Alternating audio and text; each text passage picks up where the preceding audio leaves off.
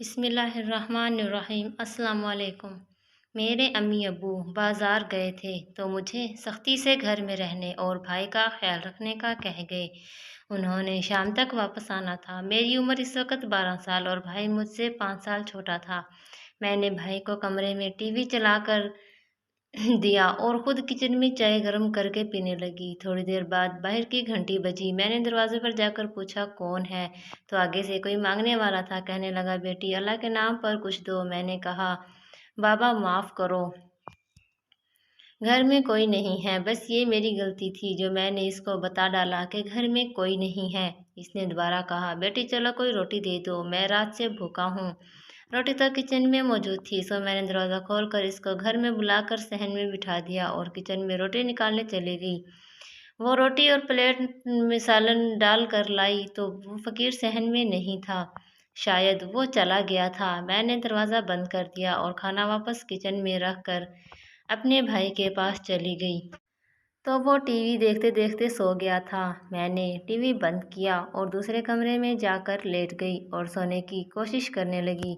تھوڑی ہی دیر میں مجھے نیند آ گئی۔ ابھی میں کچی نیند میں تھی کہ کسی نے میرے منہ پر ہاتھ رکھ دیا اور مجھے اچھی طرح سے دبوچ لیا۔ میں نے آنکھیں کھول کر دیکھا تو خوف کے مارے میرا سانس رکنے لگا۔ جو فقیر کھانا مانگنے آیا تھا اور کھانا کھائے بغیر ہی چلا گیا تھا، اس نے مجھے قابو کیا ہوا تھا۔ میں تو سمجھی تھی کہ شاید وہ چلا گیا ہے، لیکن وہ گیا نہیں تھا بلکہ کہیں گھر میں چھپ گیا تھا۔ اور جب میں نے اندر سے دروازہ بند کر لیا اور کمرے میں لیٹ گئی تو وہ چپکے سے میرے پیچھے آیا اور اب میں خود ہی اس کے جال میں پھنس چکی تھی۔ اب میں تڑپ رہی تھی، مچل رہی تھی، لیکن اس کی گرفت کے آگے بے بس تھی۔ اب ماں کی نصیحت مجھے یاد آ رہی تھی کہ گھر میں رہنا اور دروازہ نہ کھولنا اور اپنے بھائی کا خیال رکھنا۔ بھائی کا خیال تو میں کیا رکھتی، اب میرا خیال رکھنے والا کوئی نہیں تھا۔ میں بے آواز رونے لگی۔ میری آواز اس نے بند کر ڈالی تھی۔ اس کے نیچے میرا سانس بند ہو رہا تھا۔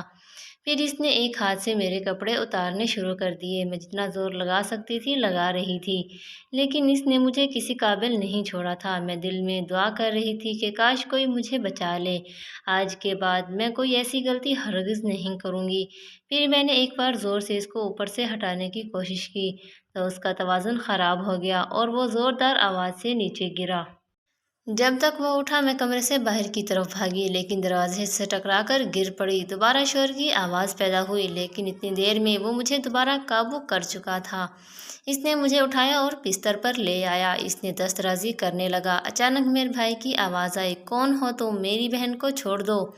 گداگر جو سمجھ رہا تھا کہ میں گھر پر اکیلی ہوں، وہ آواز سن کر گھبرا گیا اور مجھے چھوڑ کر میرے بھائی کو پکڑنے کے لیے دوڑا، لیکن تب تک وہ بھاگ کر صحن کراس کر چکا تھا۔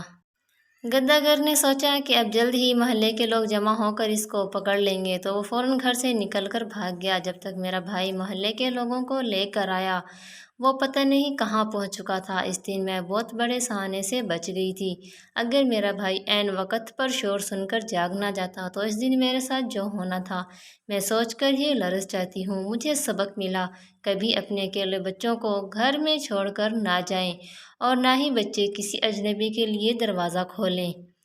ناظرین، اگر میری ویڈیو پسند آئی ہو تو کمنٹس میں ضرور بتانا۔ اللہ حافظ۔